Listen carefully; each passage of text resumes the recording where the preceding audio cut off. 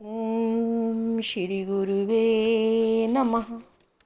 ईंकार हिंकार रहस्य युक्तो शिंकार गूढ़ार्थ महा विभूत्या ओंकार मर्मः प्रतिबोधिकाभ्यां नमो नमः श्री गुरुपादुकाभ्याम्।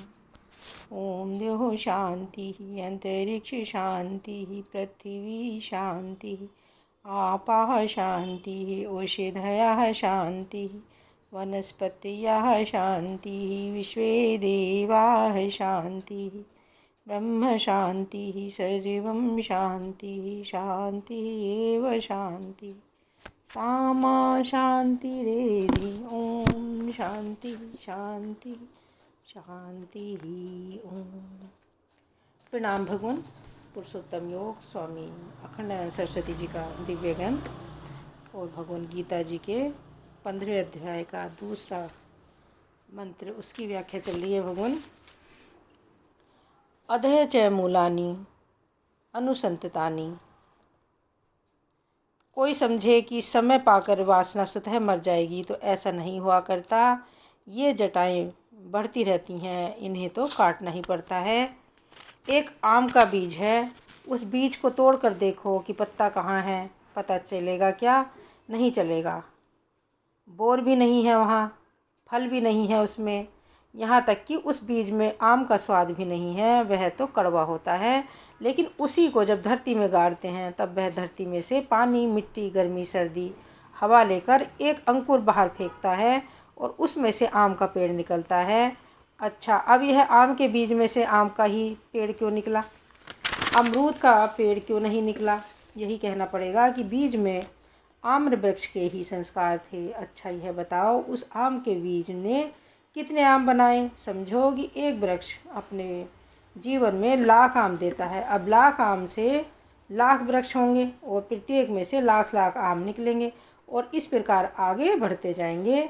नारायण, जिसको आज हम आम के बीज के रूप में देखते हैं, उसकी यदि 100 पीढ़ी मान ली जाए तो उसका हिसाब करना कठिन हो जाएगा कि उसमें से कितने आम निकलेंगे।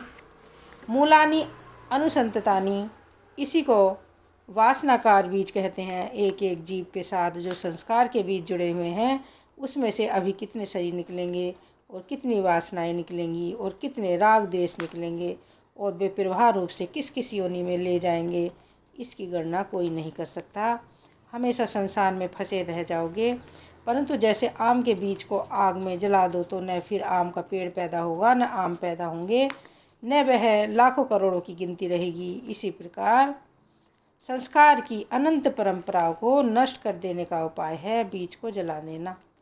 बीज जला देंगे तब तो उसका नाश हो ही जाएगा। अच्छा, क्या नाश होगा? मिट्टी का नाश होगा कि पानी का नाश होगा कि आग का नाश होगा कि हवा का नाश होगा कि आकाश का नाश होगा? नारायण, कहो, उसमें जो पंचभूत हैं उनमें से किसी का नाश नहीं होगा। जलाने के बाद तोल लो पंचभूत ज्यों के त्यों। इसी प्रकार जो पंचभूत में जो अखंड सत्ता आत्मदेव की है, वह भस्म नहीं होती, वह तो सबसे परे है।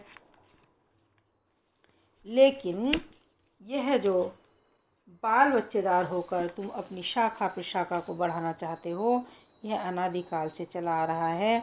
एक तो तुम्हारी शाखाएं हैं और आगे जो बनने वाली हैं वे भी अनगिनत शाखाएं हैं।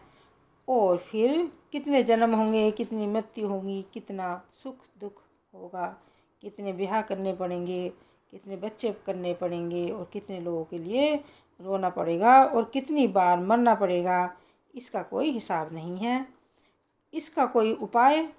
संस्कार बंद हो जाएं। संस्कार कैसे बंद हों? संस्कार का मूल है ज्ञान। चेतन होकर भी जड़ में लगे हुए संस्कार को जो तुमने तादात्म्य के कारण, अध्यास के कारण मैं मेरा समझकर अपने साथ जोड़ लिया है, यही बंधन है, यही बंधन है। तो सुविरूढ़ मूलम असंग शस्त्रेण दृढ़ेन छित्त्वा। जब तुम अपनी असंगता का ज्ञान प्राप्त करोगे कि मैं असंग दृष्टा साक्षी आत्मा हूँ, तब तुम्हारे चित्त में वैराग्य आवेगा, तब उनसे छूटोगे। नहीं तो यह मैं मेरा का जो फंदा है, यह छूटने वाला नहीं है। अद्वितीय ब्रह्म आत्म के ज्ञान के बिना इस फंदे से कोई छूटने वाला नहीं है। अधः च मूलानि अनुसंततानि।